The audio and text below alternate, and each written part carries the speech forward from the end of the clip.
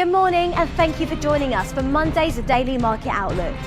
Joining me today is Emily from our trading room to tell us more about recent developments. Emily. Gold prices pared losses on Friday after slightly softer than expected US inflation data reinforced expectations that the Federal Reserve will cut interest rates next week.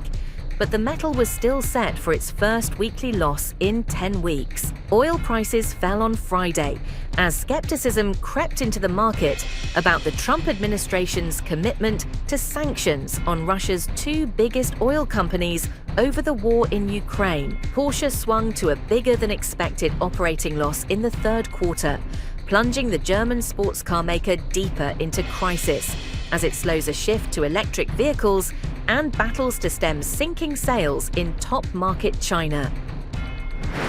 The dollar-yen pair edged higher in the last session.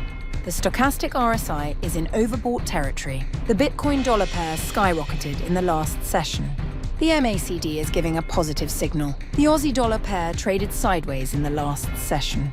The ROC is giving a positive signal. Crude oil prices skyrocketed in the last session. The MACD is giving a positive signal. Investors should take note of the economic calendar over the next few days, as it brings forth a variety of high-impact and medium-importance events.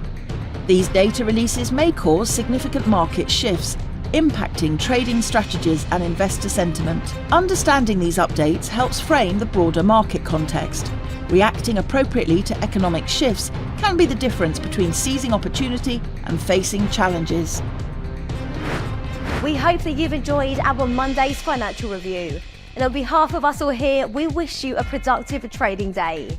And be sure to log in tomorrow morning for the latest news and events from the financial markets.